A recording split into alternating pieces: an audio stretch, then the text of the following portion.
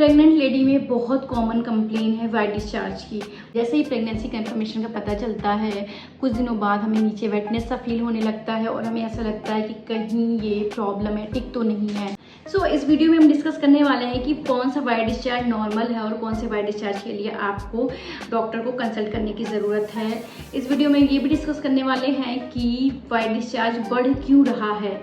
तीसरी चीज़ हम इस वीडियो में डिस्कस करेंगे कि कौन सा आपका वाइट डिस्चार्ज किस टाइप का है और उसमें कौन से इन्फेक्शन होने की ज़्यादा संभावना है।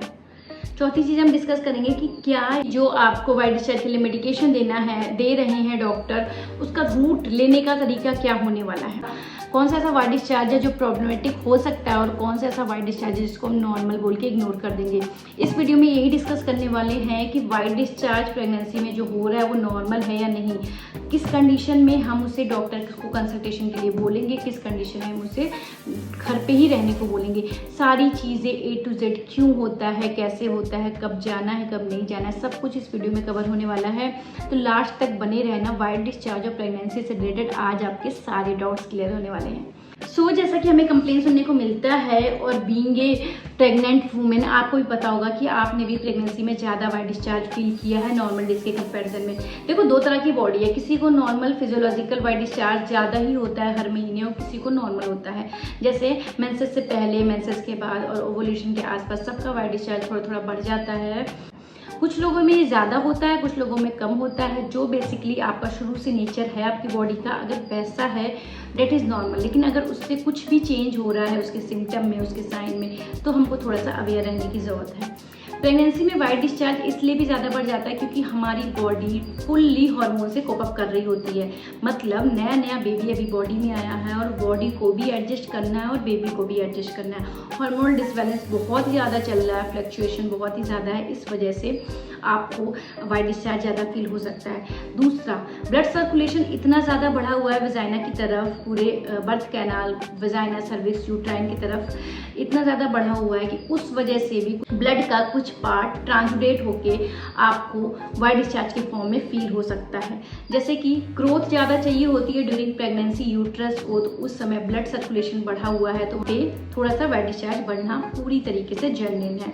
इसको हम ऐसे समझ सकते हैं कि जैसे हम ठंडा पानी लेते हैं, जैसे हम ठंडा पानी लेते हैं जब ग्लास में, ठीक है, तो उसके आस पास जो थोड़ा सा वेपर आ जाता है स्टील की ग्लास में, है ना, वही है वाइट डिस्चार्ज। कभी कभी ये वाइट डिस्चार्ज वेजाइना एरिया को क्लीन करने के भी लिए बढ़ता है क्योंकि वो एक प्रोटेक्टिव मैकेनिज्म भी है। कौन सी वाइट डिस्चार्ज है जिसको हमें इग्नोर कर देना है, बिल्कुल भी ध्यान नहीं देना है, ये नॉर्मल है ऐसा मान के चलना है। सबसे पहले अगर बिल्कुल वाइट डिस्चार्ज वाइट है, ठीक है, कोई इसमें कलर नहीं है, कोई इसमें ऑर्डर नहीं है, कोई इसमें खुजली नहीं है कोई, लेकिन अगर जो आपको वाइट डिस्चार्ज हो रहा है उसमें खुजली हो रही है, जलन हो रहा है या फिर कोई स्मेल आ रही है, तो इसका मतलब ये इन्फेक्शन की निशानी है और आपको तुरंत ही अपने गायनेक को कंसल्ट करने की ज़रूरत है। अगर हम वाइट डिस्चार्ज को इग्नोर करते हैं तो क्या होगा, क्या हमारे लिए ये हार्मफुल हो सकता है? जी हाँ। अगर आप वाइट डिस्चार्ज को ट्रीट नहीं करोगे, जो कि ट्रीट करने लायक था, आपने उसको ट्रीट नहीं किया, आपको जलन थी, खुजली थी, स्मेल थी, आपको कर्डी वाइट डिस्चार्ज या फिर आपका जो वाइट डिस्चार्ज उसमें कलर कोई आ रहा था जो कि बैक्टीरियल या फंगल इन्फेक्शन हो सकता है।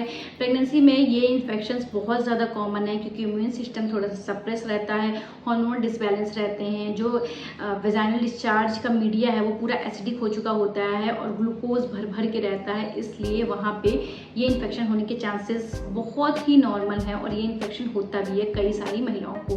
बट अगर हम इसको ट्रीट नहीं करें तो क्या होगा, क्या इसको ट्रीट करना ज़रूरी है? जी हाँ। अगर हम इसको ट्रीट नहीं करेंगे तो आपको आगे चल के प्री मेच्योर बर्थ भी हो सकता है, आपको कोई इन्फेक्शन बना रह सकता है जिसकी वजह से आपके बेबी को हार्म हो सकता है। तो इसको ट्रीट करना बहुत ज़रूरी है। हम इसको ट्रीट करेंगे प्रॉपर डॉक्टर से मिल के। इसका मेडिकेशन कैसे होगा, या तो वो आपको नीचे रखने वाली गोलियाँ देंगे जिसको वेजाइनल पेसरी या वेजाइनल टैप कहा जाता है। अगर इन्फेक्शन बहुत ही ज़्यादा है तो वो आपको ओरल ट्रीटमेंट भी दे सकते हैं, डिपेंड्स कि आपको परेशानी कितनी है। तो आज आपने ये समझ लिया है कि प्रेगनेंसी में डिस्चार्ज बढ़ता क्यों है। पहला तो ट्रांसुडेशन, क्योंकि ब्लड सप्लाई बढ़ी हुई है इसलिए वो डिस्चार्ज बढ़ा हुआ है। दूसरा होता है फ्लशिंग, मतलब बैक्टीरिया अंदर ना जाए, इस वजह से बॉडी वाइट डिस्चार्ज थोड़ा सा अमाउंट बढ़ाती है नॉर्मल से, कि वो कोई भी अगर इन्फेक्शन अंदर जा रहा है तो वो फ्लश होता रहे, इस वजह से भी वाइट डिस्चार्ज बन सकता है, जो कि फिजियोलॉजिकल है, एब्सोल्युटली नॉर्मल है। तीसरा है कि नेचुरली जो बेबी होता है वो कई अपने आपके टमी के 7 लेयर्स के अंदर एक फ्लूइड है, फ्लूइड के अंदर बेबी रखा हुआ होता है। तभी तो हम कभी भी, जैसे कुछ पेशेंट्स आते हैं कि मैम मैं थोड़ा सा झटके से उठ गई या फिर पेट के बल लेट गई, मेरे बेबी को कोई नुकसान तो नहीं हो जाएगा। तो नहीं, ऐसा नहीं होता। बेबी बहुत सारे लेयर्स के अंदर है। आपका फैट लेयर है, स्किन है, फैट है और शिया है और शीत है, उसके अंदर जाके यूट्रस में बेबी है और उसके अंदर जाके यूट्राइन वॉल है, उसके अंदर एमनियोटिक फ्लूइड है, उसके अंदर जाके बेबी है।